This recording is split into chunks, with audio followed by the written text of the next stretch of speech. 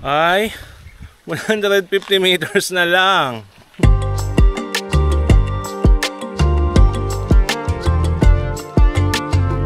A beautiful disaster.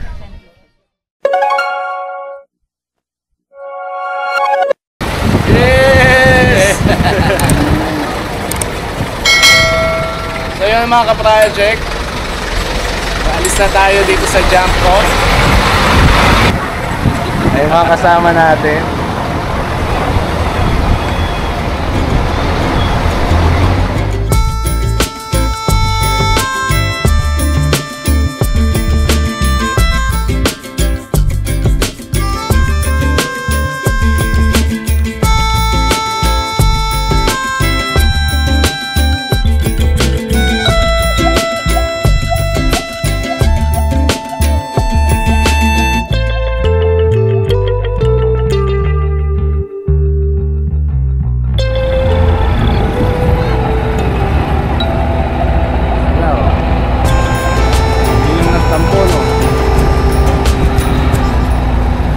So yun mga ka-project, first stop natin.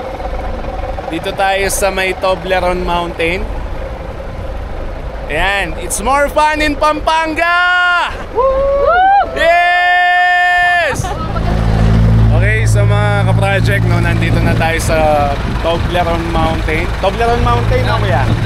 Okay, so interviewin lang natin yung mga kasama natin, yung mga poging driver ng mga 4x4. Ayan, kuya, anong pangalan? Raymond sir.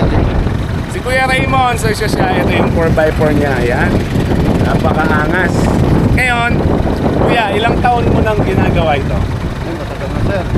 Siguro, nasa lampas 20 years na. 20 years? Okay, so 20 years niya nang ginagawa ito, na nagdadrive ng mga 4x4 para sa mga turista. Kaya kapag gusto ninyong mag-travel dito sa Pampanga or enjoy kung gaano kaganda yung Pampanga, hanapin nyo lang si Kuya Raymond, ayan. And, of course, syempre, poging-pogi. Ayan, si Kuya Romar. Ilang years na, Kuya? Dalon din po. 20 years na rin. Okay. So, ano masasabi mo sa mga upcoming turista natin, Kuya? Subukan po nila, pasyalan nila yung Mount Pinatubo. Ayun. Okay, umalis yung isa. Okay, Kuya. Salamat.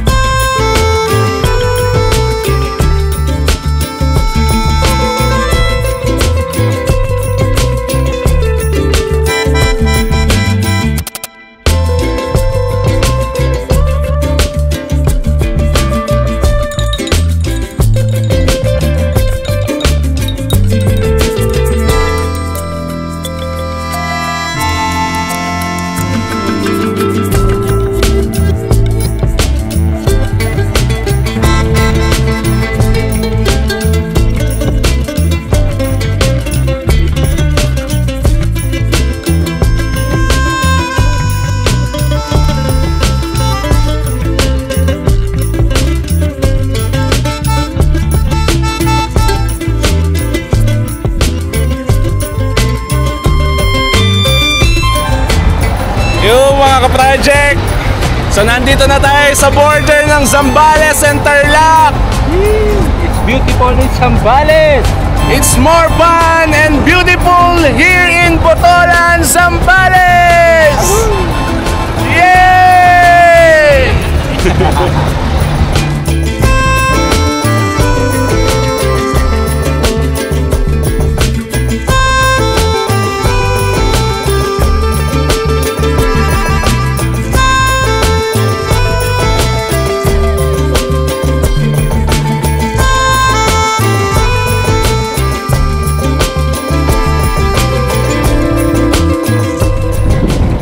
So yun mga project, nandito na tayo sa drop-off, no?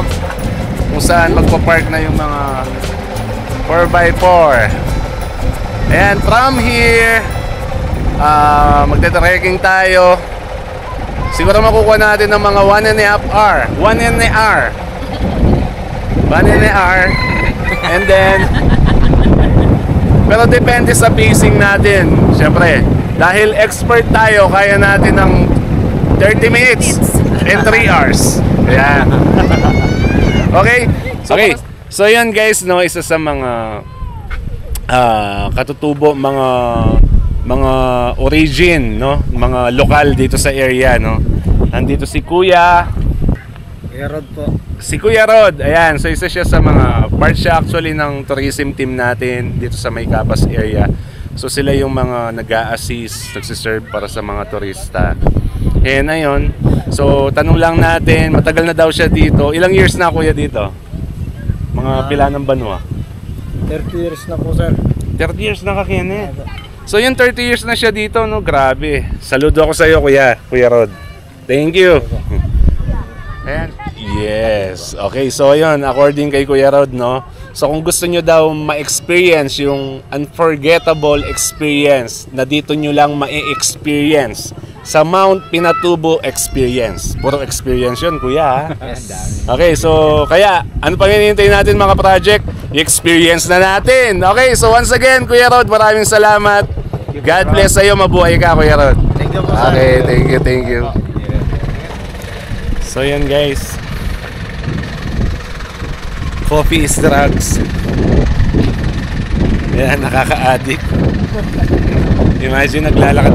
So ganun, indication lang po ito, no? Indication lang po ito na malamig dito sa area. Ayan. So while trekking, nagkakape kami. Grabe, hindi ko na-expect. Ang buong akala ko, mainit. Kaya balot na balot kami.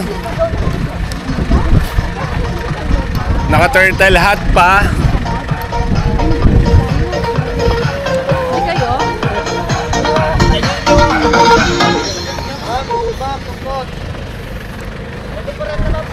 Tapos pagdating pala dito, magkakape tayo sa lamig. Grabe. So yun guys, yun yung mga rig nila, oh. Napapalaban everyday.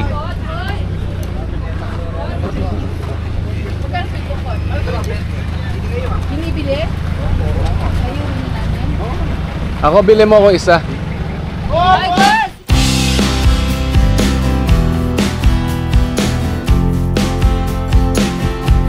So ito na yung Start ng Start pa lang nakalahat. okay. 1.5 kilometer. So yun guys, so nandito na tayo sa starting point. Sa jump point going to crater. And ayan, as you can see, yung mga papunta ng Zambales at saka nang galing ng Zambales, dyan sila. So yun yung mga 4x4 na yon, mga overland. So magka-camp sila. And 2.5 kilometer from here. Game Okay. pose! So kaya? 1, 2, Kaya! go!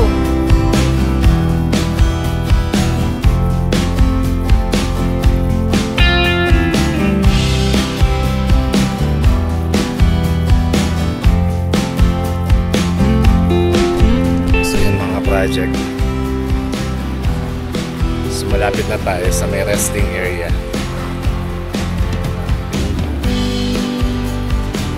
And from there, 25 minutes na lang going to crater.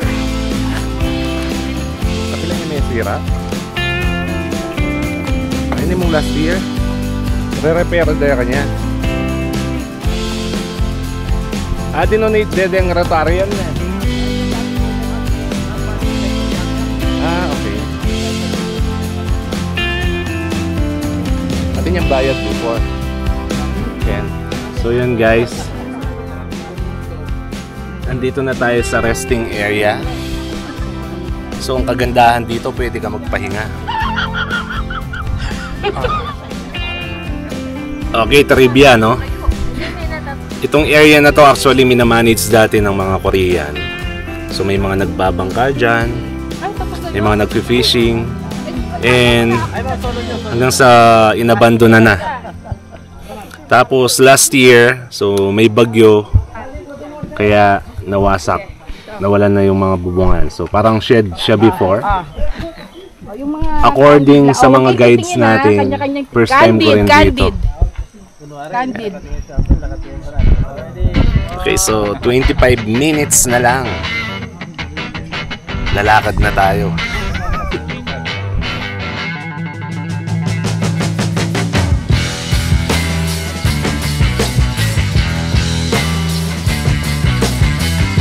So yung mga project,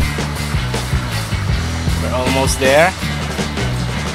250 meters na lang. Okay? So, makikita na natin ang crater. Kaya, let's go!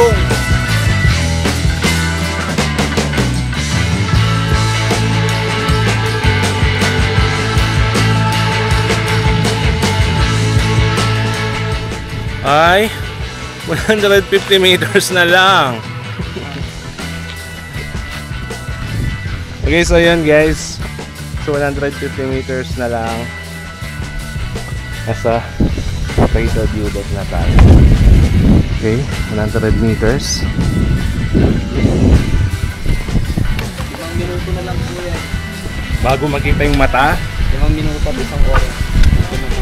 yung mata ng pigsa. So guys, nasa stairs na tayo, stairs. So yan guys, nangangamoy crater na. Alam nyo ba guys, tong hagdan na to, mas magaling pa yung pagkagawa ng hagdan na to kaysa dun sa gumawa ng hagdan ng bahay.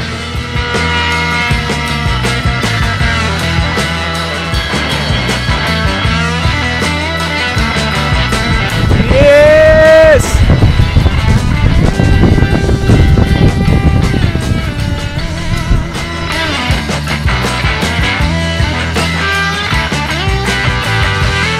We're here, finally.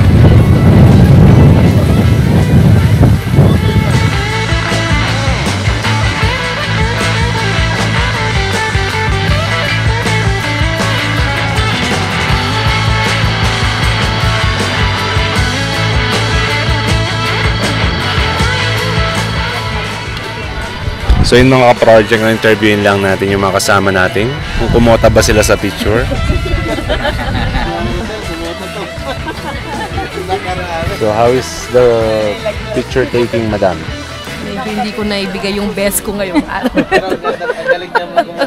Hindi ko naibigay yung best ko ngayong araw na to sa mga shots ko yan. Kaya pag essential nyo na lang. So yun guys, no, hindi siya nakakapagod i-trek. Mas nakakapagod mag-picture taking. Grabe no, grabe yung ganda. So yun yung sinasabi nilang a beautiful disaster. So imagine merong explosion na maganda, no? Walang creation, walang